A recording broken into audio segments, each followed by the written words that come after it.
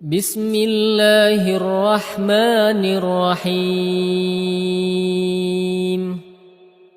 لا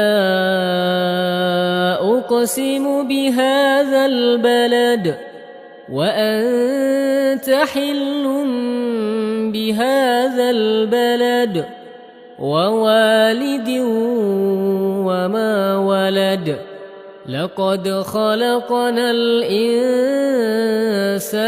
في كبد أيحسب أن لن يقدر عليه أحد يقول أهلكت مالا لبدا أيحسب أن لم يره أحد ألم نجعل له عينين ولسانا وشفتين